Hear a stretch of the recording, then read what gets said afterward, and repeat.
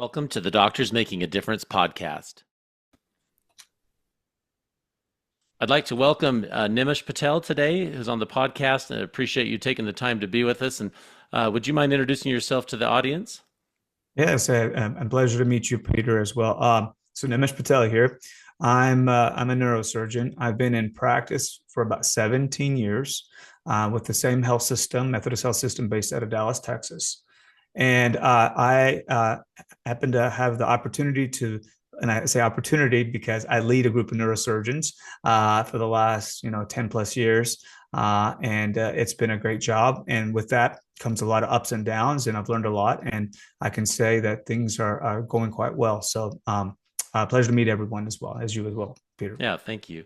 No, that's great. So you've been at the same group for 17 years, it sounds like. That's wonderful.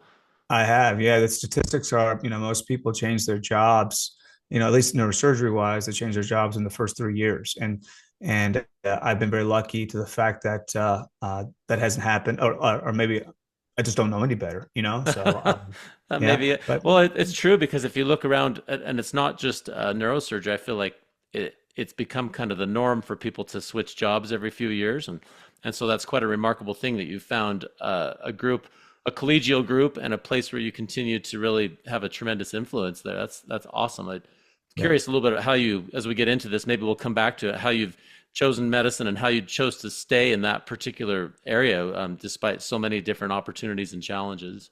Yeah, thanks for asking me. One of the things that inspired me to write the book was, in order to know where you want to go next, you have to know where you have come from. And just very quick, to give you my background is I grew up in a small town called Berea, Kentucky, town of 9,000 people. My mom and dad are business owners, and we worked inside of a motel. So, Hmm. and that's why I lived inside of a motel. And essentially, we grew up running the business, and although it's a high school. And at that point in time, my folks were like, you're going to work or you're going to go into medicine. It was very cut and dry, Oh, immigrant really? family. Yeah, it's cut and dry. It's like, and I wasn't going back to where I was. It was a good home, but it wasn't where I wanted to go. Kind of, and wanted to stay, and they didn't want me to stay there. And so for me, the journey was just to further the education somehow. Now, fast forward through some lumps and bumps through college. I did a victory lap in college, and Nice. and then I eventually went into medicine. But here's the funny thing: I when I started medicine, and it was the stock market was hot, and everybody knew how to trade, and I wanted to be an ER doctor because ER was very popular at the time with George Clooney and Peter Benton and all those those characters. And I thought that's what I wanted to do. But what you find out is those who are traveling for medicine, and your listeners as well as you find out what you don't like. And so I found out that I'm better suited for things where I fix things and make things better. And I think that goes back to my days of fixing bike chains. So I Yeah. knew I didn't want to do surgery. And so you kind of fumble around through surgery and figure it out. And I heard that there was this really smart group of people called neurosurgeons. I don't even think I could spell neurosurgeon at the time. And in my third year of medicine, third year rotation, and I didn't know anything, the first thing about neurosurgery. And I was like, well, let me go check this out because it sounds really, kind of fancy, and there's a lot of masculinity and kind of like, things that I was looking for personally. And what I found was I found a really good resident that basically took me under his wing and let me shadow him like a shadow. And I loved the field of the craft. And I was lucky to have such a good resident who was also very good at able to communicate and be able to show me how to get things done, not through with a scalpel, but with his words and his actions, his influence. And so that was one of the first times that I noticed that, hey, and at that time I didn't realize what an impression that would make on me from an emotional intelligence standpoint. But I knew I loved neurosurgery, and I knew that I knew something about Norman that taught me something, but it only would play out later in my life, which is now 17 years in my career. That's pretty cool. Well, I think that's interesting, and almost everybody I've talked to on this show, has a background where they say it wasn't like this clearly defined path, like, oh, I'm a elementary school, middle school kid, and I'm going to be a doctor someday and have it all figured out. And it sounds like, I like your victory lap statement. I, Yeah, yeah, yeah. I think we all chuckle because one of the success stories, I think all of us who are look back and reflect on our success it's where we fell and skinned our knees and got back up. And it's so at that when you hear it, now you're like, that's the recipe for success. When you're in it, it's so lonely, it's so difficult, and you don't believe it. But I think that to me was it's resilience. I'll share one quick story with you as Yeah. well. Resilience. So, as I mentioned, we have a group of neurosurgeons that I manage. I manage about 10 of them. I don't manage them; I lead them. Let me Right. change the Big word. difference. Big There's a difference. big difference, and we can talk a little bit about what that means. But I had a dinner at the house, and we were all sitting around. And I asked, "Well, how did you get into neurosurgery?" Every one of them, except for two people in my group, we had a different career before they went into neurosurgery. Oh, And interesting. and the word that came out about, well, what makes you a neurosurgeon? What's the skill that makes you a neurosurgeon, or any kind of physician that requires a lot of time? And the word is resilience. And so that goes back to my skin knee comment. It's like, the more you fall, but you can get back up, the more successful you will be. No, and that makes sense. I've got kids, and I feel like we have this conversation every day. Like, okay, Yes. this is hard, and it seems like the world is ending right now because something didn't work out. But you got to be resilient and hold your head up and say, okay, instead of being conquered by this moment, I'm going to go on and see the next thing. Or another way to think about it is, we don't want to judge ourselves or other people by their worst moment. It's easy to do that, but like I like the skin knee analogy because that's kind of a low moment, and then once you get up and keep going, then you can find your way forward to do something, the next big step. Yeah. And then having children, I have three daughters as well. So having, they're 11, 9, and 5, having to work through their emotional ups and downs reminds me of what I went through. And so it empowers me to kind of stay the course even now in my adulthood of being able to, whatever I teach them, I have to live it as well. So kids are a wonderful reflection of the way we should live life as well. Even though we think we have been very successful, but how do you keep flying higher, and the kids will help you do that. Yeah. Well, so you went through this process. You made it through your undergraduate years, medical school. It sounds like you had an awesome mentor during medical school who kind of showed you the way to that path to neurosurgery. And then I'm just interested as that career has gone on. How did you find kind of resonance with that? All medical careers are long. Neurosurgery is particularly long with the training, and some people joke that they never see a neurosurgery attending because they're residents forever. And I was curious, how did you find your place in that challenging career? I think one of those things is those who enter at least our field of neurosurgery, you got to want it, and for whatever reason, psychological disturbance, or you enjoy the science or whatever. I think I think you want, and so you don't know any better when you enter the field, and then you give yourself into the craft for that many years, and you realize that it's just going to have some ups and downs.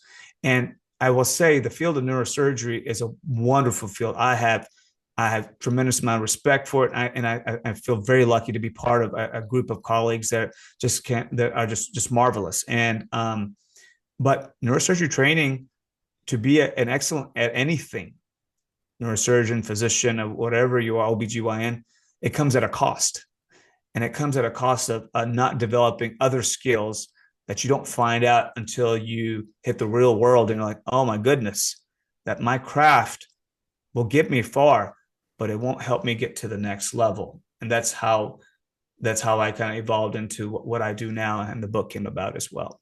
Yeah, kind of. Yeah, to walk us through the book. If you don't mind, tell the audience about the book you wrote, but kind of why. You're a busy neurosurgeon. You've got lots of stuff on your plate, and you're in a busy time of life, raising three kids, and how did you decide to write a book? That's an interesting.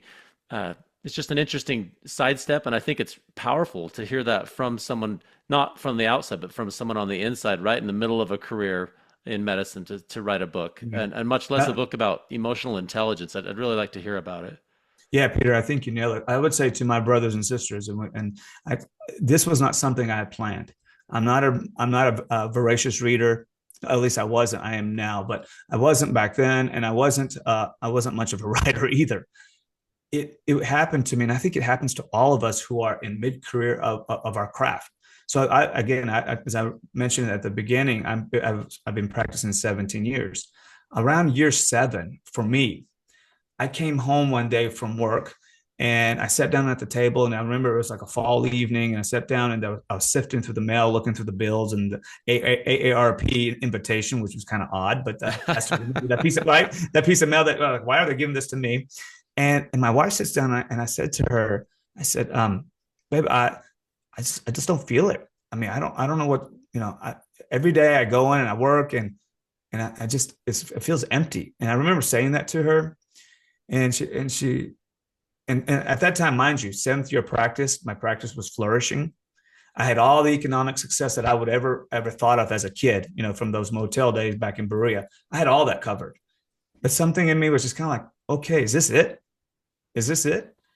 And so my wife looks at me and she says, go back to work. And Nice. so I kind of bury, I suck it up, I bury it. And, and then somehow or another, and without extending the story, is I fell into I was invited to be part of a leadership track through the health system. And that's where I learned how extraordinary doctor came about. And this is what I want to share with our listeners here is one, is that my personal satisfaction came from, Peter, it came from taking care of one patient, one colleague, and one surgery at a time. And so that's what that's what I was built to do, and that's what I did. At some point in time, it shifted, and I didn't look for it to shift, but it just happened that I wanted to change the perspective, not a person, but people. And so that was one thing I noticed right there is like, how do I do what I do and tell people my story and help invigorate them and motivate them? So that was one thing. The other thing that I noticed is you may achieve everything that you thought you wanted to achieve, ambition.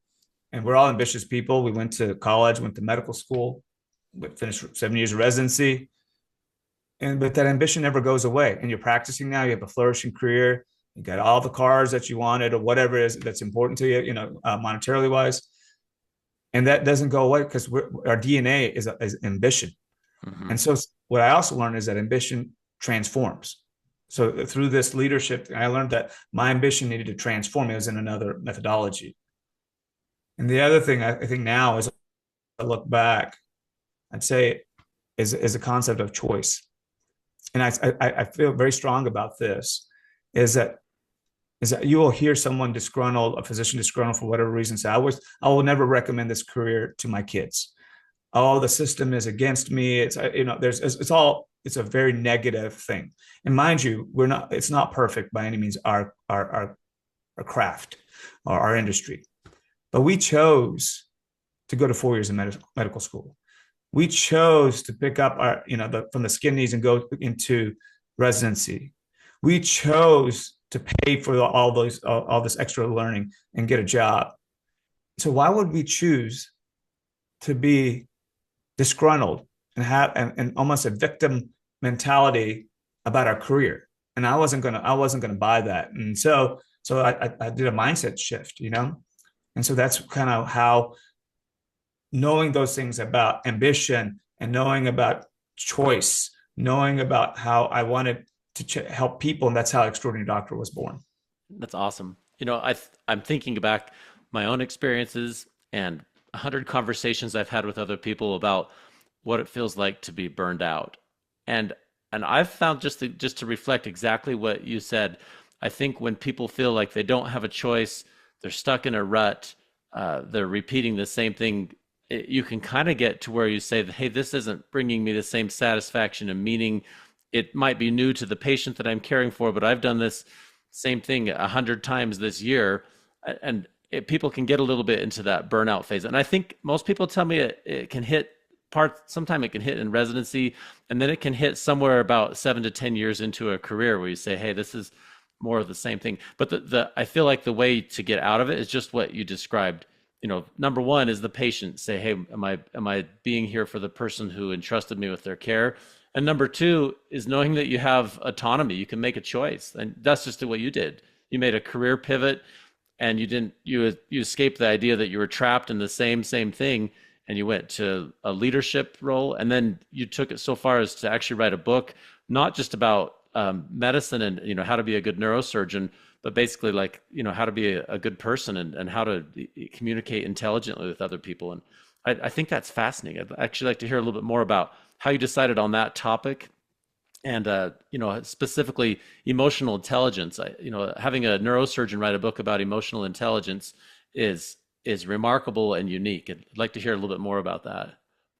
Yeah, I think, one of the things that I define in the book, as well as words I live by, is when we are finished training and we're out practicing, the definition of clinical success is taking care of the patient and doing the science. But I think a lot of us who are very ambitious, I would say majority of us, because of our ambition, we're looking for what's called professional success, not just clinical success.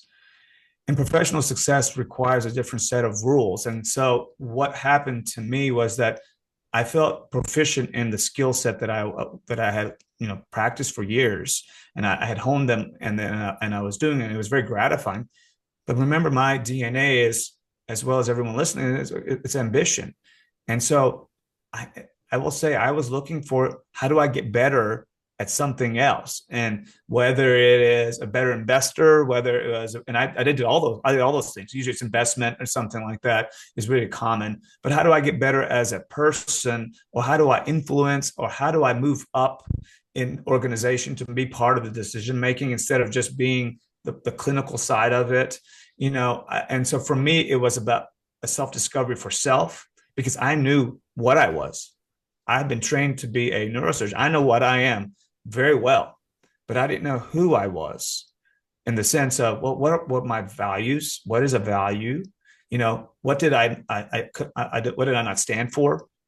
Things that made me a person. And that conversation that we just had a few minutes ago is, I was trained to be very proficient in something at the sacrifice of something else.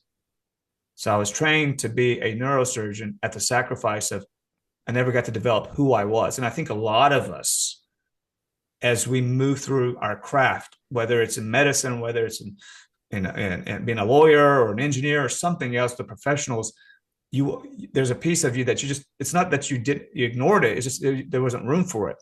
But when you're putting out to the real world doesn't really care. You, Right. you need to, yeah, you have to be able to suit up and be able to perform in different ways. And so that's where the idea of emotional intelligence came about, is, okay, what are the skill sets that I need to learn, that I'm learning myself through leadership and through mentorship, that I feel like are important, that can help me get the ball in the end zone for things that I can't do clinically. And just because I'm a doctor and I have a nice white coat and I walk in there with some authority, that isn't equal leadership. Hmm. No, and it's interesting just to think back on those, when you've kind of reached the top of your training in some way. Like there's so many more things you can learn, and yet when I go ask my kids ask what I do, they don't really care so much like, oh, I really made that diagnosis or I really did that procedure just right. They want to know what kind of person I am, and how are you honest? Do people respect you? If you had to end your career today, would you look back and say, okay, I I can tell you how many procedures I did or how many people I saw, but maybe that doesn't mean so much as the difference I made for the individual that was there in front of me, or the leadership that I inspired in other people, and hopefully left it better than I found it. And it sounds Yeah. like you've really kind of hit on that point quite a bit. Yeah. How powerful is it? And I'll make a really simple example of this, that you're in the hospital, you have your white coat on, and you're about to walk into a room with the family members that are there, and you're about to talk about a grave diagnosis. And there's an audience in front of you. When you walk in and you have that certain amount of, there's certain physicians that just, when they walk in, you know what, you feel comforted for, even if it's bad news. What is it that they have that they can do that I can't do? That I go in there and I'm just clinical and I just talk about it, and it's a very void, or devoid of any kind of connection whatsoever. But this other physician barely said anything and walks in there, and the family understands, even if it was a terrible circumstances, and felt like they were heard and they were validated, and then and may be able to leave the room. And from a physician standpoint, to be able to execute that in a very efficient manner, because we're very busy, and to be able to feel good about doing that, and then leaving the family in a position like, thank you for taking the time to do that, and then and leaving them in a better position than when you found them as well. And that's what emotional intelligence is.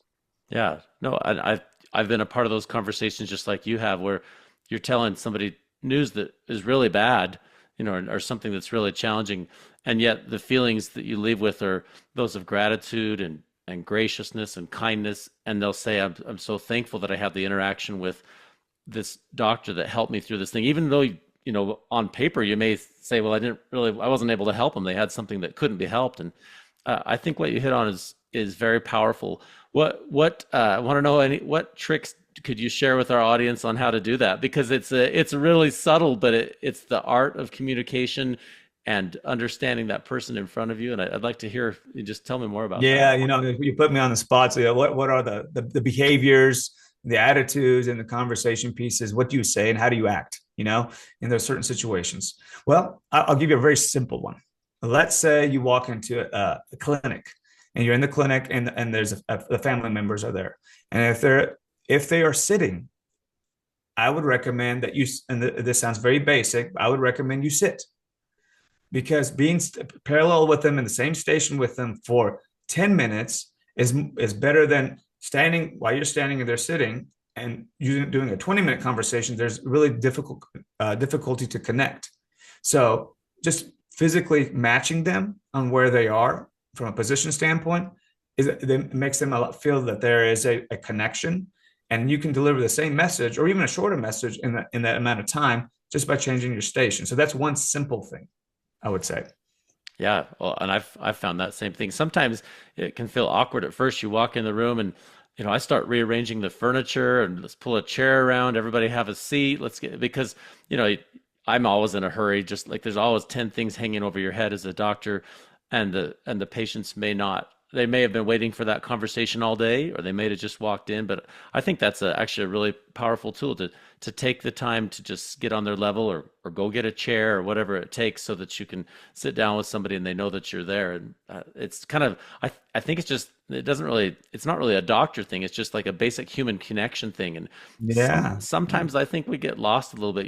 We're so much into the outcomes and the sort of this mission driven medicine, like mission above all, that sometimes we forget that we're talking to really basic human beings who have those deep connection needs. And it sounds like you've really come to understand that. Well, yeah, and I think you said two words: a doctor and physician. I think I'll parse them for my definition. A doctor is someone who's delivering clinical diagnosis, and now with AI these days, a doctor can be an AI, a tool that can discover patients can discover on their own. But a physician, within the word physician, it embodies counselor. And I'm not saying sit with them and be their priest or their preacher or something like that. But in some ways, you're there to bring solace and to kind of close the loop with them. Another way that that you can be able to connect with family. Let's say they come with, in that story before, there's a bunch of family members. You can sit and you can ask, well, who do we have here? And let each family member introduce themselves, or let the patient introduce the family members. Now, what you've done is you've brought everybody into the decision making very quickly.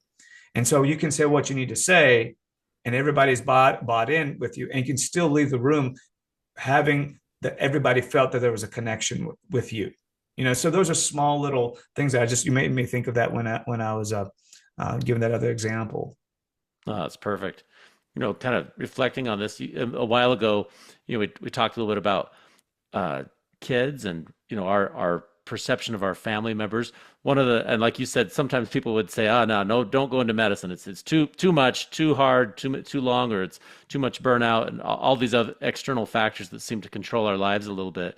So, well, I guess a question for you is: would you tell somebody that, and would you tell your own kids that? I'm curious what's your take on that? This 17 Yeah, years into a career. yeah, absolutely. And so I'm not the poster child to advertise anything, and especially just in being a doctor.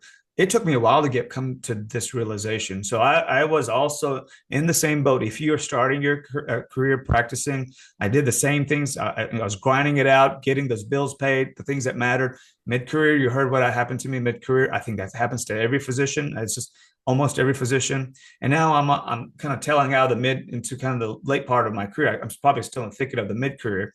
And what I will tell you this, and I'm very sincere when I mean this, is I think it's the best profession. And let me tell you why. If you, I've had the opportunity to be involved with other industries. So I belong to a business forum called YPO, and that is an international business group that's well regarded across the world. And so I get to see other industries, real estate, finance, private equity, all these other people that are in these big names that we hear about in other industries. So I've been exposed to other people and how they think. And what in the end, Peter, you know what everyone wants at the end? What I've noticed, no matter how many zeros they have in the bank accounts or how many accolades or credentials they have, they're always searching for, and I firmly believe this, they're searching for admiration, they're searching for respect, and they're searching for relevance. And to me, there's no other profession that gets that from day one and only gets better with time other than being a physician. Hmm. You please do not forget that.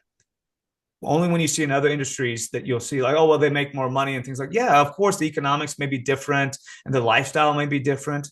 But in the end, when you have served your time on this world and it's your time to go, did I feel like I was admired internally? Did I feel I was admired by someone? Or, did I have that connection with someone? That's important to me. That's as humans. That people respect me and what I did, and your profession automatically does that. Was I relevant to somebody? Was I relevant to my kids? Your family members are given, hopefully, but you were relevant to a lot of people you took care of. And people who are in other industries don't have the opportunity because they have to show it and demonstrate in different ways. And so because of that, I've come back around and said, wow, this career that I'm in, that we have worked so hard that I chose, this is a good deal. Now let me figure out how to really embrace it, empower it, and really live it through the white coat to its fullest potential in the way I see it fit. Yeah, I totally agree with you, Nimish. I still think one of the states that I'm affiliated with had the phrase on their what was it on their medical board. It said, still the greatest profession, and I agree with that. And it said, it was referring to physicians and medical care as the greatest profession. And I've kind of come full circle like you have, where you go to the times where you're like, oh my goodness, I'm sort of stuck and I can't get out, to where, hey, what really matters is can I form these deep connections with people? And you're right, you're placed on this really unique spot as a physician, more than just being an AI robot that tells you some information. It's not the information, it's the relationship and the connection and the meaning. And when you come home at the end of a busy day and say, yeah, I performed X, Y, and Z procedures, or I diagnosed something, or I prescribed some medicine that's going to help somebody, it doesn't mean so much as I formed a really deep connection with this person who needed me at that place where I was at. And I think that kind of stuff really does make it that deep, meaningful profession that we're all seeking. And I also like what you said about other careers. You can work for that admiration and respect, but boy, as physicians, you are granted that by your patients from day one, and you can lose it if you're terrible to them. But most patients, the default is, this is the physician. Let's sit down and listen to what he says. And that's a really unique place to come from as a young person, Yeah. especially. Yeah. You matter. You will always matter. You may not know about, how the best investment may be, but you matter as far as when you say something, wherever you are. So don't forget that. And what I want to encourage, again, to my brothers and sisters, embrace that. Know that you always will matter. Doesn't mean that you need to be arrogant about it or you need to hide that, but that's what the profession is. So don't put down the profession, pull it up and again, embrace it. You've earned it. And so that's the whole point of the book as well, is let me give you some skills. As I said, let me put a little thumbprint on your brain to help just see the idea of what does this look like for you with people's skills. And I know how to talk to people, but how do I influence? And let me just get some ideas of what that looks like. And so that's what I'm looking for, is just how to elevate you to your full potential if you're interested, Yeah. Well, and part of that, and you already kind of alluded to this, is sometimes, especially early career, you finished residency, you're just totally broke. You have no money. In fact, I think my wife and I would joke that by the time we got loans paid off and we're back to being broke, I think I was about 38 or 39. I'm like, oh, okay, now we're broke again, back to zero. And it takes a while. And it kind of informs this discussion a little bit because early on, I think people are focused on, okay, I got to pay this off. And when you get burned out, sometimes the thought is, well, I just have to get out of this ASAP because it's too hard. It's too many demands on my time. But it sounds like you've come to the place where you say, look, the finances and the prestige and whatnot, those are not the biggest drivers. It's those relationships with the team of people that I work with and the people I influence. And I'm just curious how have you made that transition to go from focused on like the nuts and bolts of how to earn a living to now I want to make a difference and be a part of this team. Like that's an interesting transition. Yeah, I think this is something I wish someone had told me, and this is kind of what when I was coming out of training and entering the workforce. And here's some just really basic statistic is about 30,000 new residents come out into the workforce roughly, and about majority of them, 75% or more, will be hired, be employed by some type of corporate entity. So either it's a healthcare system, or it's academic affiliation, or it's some managed care, like Optum or something like that. So they're going to be part of some corporate structure. And as I alluded to before, is that the residents that are coming out and what we are taught from our predecessors is the idea of clinical autonomy. That I, as a physician, know how to make the decision, and I know how to take care of the patient. However, in the real world, what I found was that is a given when you come out. But when you are hired by a corporate entity, those rules supersede your clinical autonomy. And that's called organizational autonomy. And in order to succeed in organizational autonomy, it isn't the same way you do in the clinic or you do in the operating room. It's a different set of skills that allow you to become successful. And that's the emotional intelligence skill sets and behaviors that will allow you to flourish, therefore minimize the idea of this, I'm trapped, my ceiling is leveled because I have maxed out my clinical capability and what I can do for patients and things like that. And so I started to notice that as I was doing my 7-year, kind of 7-year itch, as maybe as I was practicing, that this was that what I was doing in the operating room was not enough. I need to also be very proficient outside the operating room. So, and that's how I started to learn this idea where there's a whole nother set of skills and rules that I need to get better. And that's where my journey started. And that's where I really found great satisfaction with that, because that was never presented to me before. Yeah. Well, and that's a beautiful idea. There really are kind of a finite number of physicians in the United States. You think 30,000 sounds like a big number, but when you look at a comparative to how many physicians there are totally in practice in the United States, it's just over 1 million for a large country. And then how many people have retired or working part-time, or it's really kind of a small number. So it's pretty important for people to realize early on, just like what you've said, that you can make a tremendous impact on your colleagues and peers. And I think you can get to a place where you're not motivated by just having to pay off debt, but rather say, well, how can I find my way through this organization? How can I be an inspiration to my patients? How can I be a better person as a peer? And then I would say even as a parent and as a neighbor, like all that stuff that really matters. You can be good at your career, but everybody assumes when they go in to see a physician that you're going to be good at it.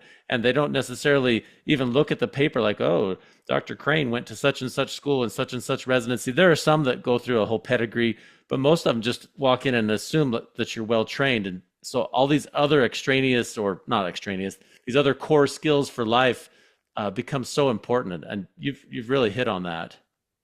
Yeah, I think you said something that's very important to me as well. The skill set, that the emotional intelligence that I'm working through, I'm far from perfect. And in the book, I talk about some of my failures and what I think other physicians will face themselves. They'll actually laugh when they see it because it's very similar. I still struggle with today, but because I live the book, I live those principles. I try to. That echoes into me being a husband and father, as well. So I'm a better man, a better person because of that. And so if you're looking just to be a better person, these skills are not just career focused. These are life skills that transcend. And what it does, it elevates you in a way, given your career and the pedestal that you're already put on by society, and given these behaviors and attitudes and mindset that you develop when you have emotional intelligence, that only makes your life even more empowering and much more fulfilled.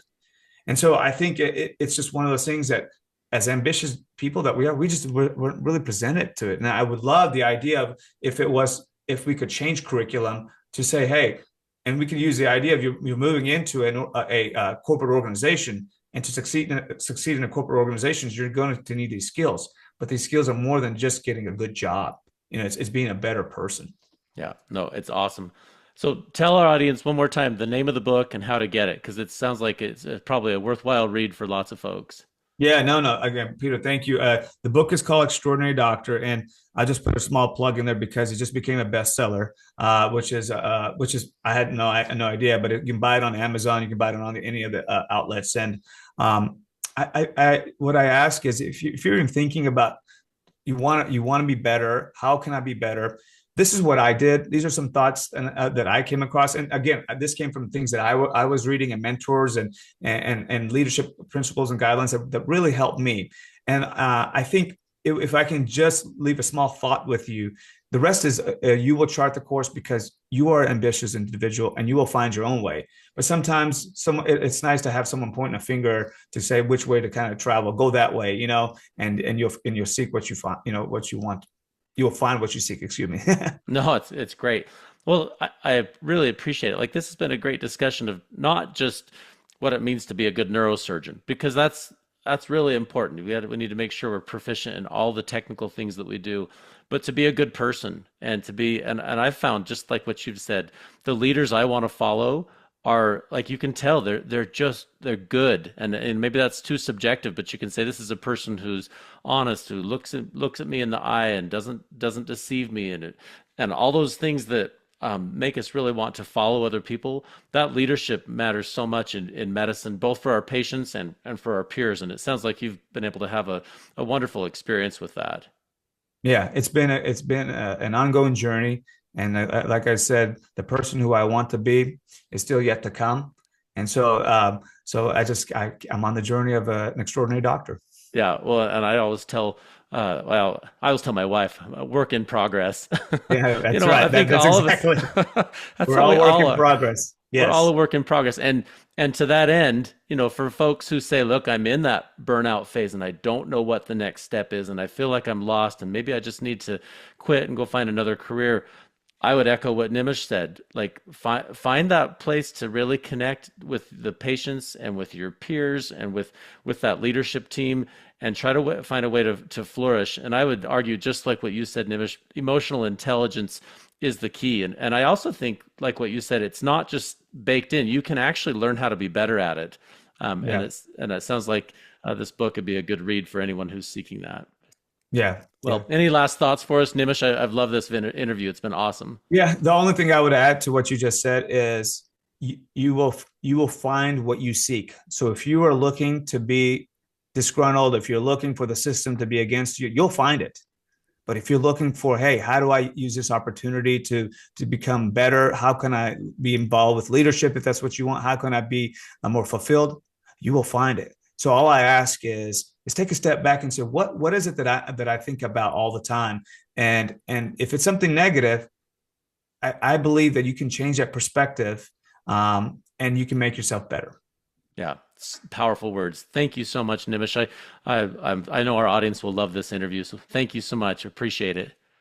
Thank you very much, Peter. Thanks for tuning in to the Doctors Making a Difference podcast, and thank you for what you do to help your patients and your community. Your work truly helps so many people. We produce this content to help you have the tools you need to stay in medicine and to highlight the amazing work being done by physicians around the world. Please check out more of our content on our website, doctorsmakingadifference.com.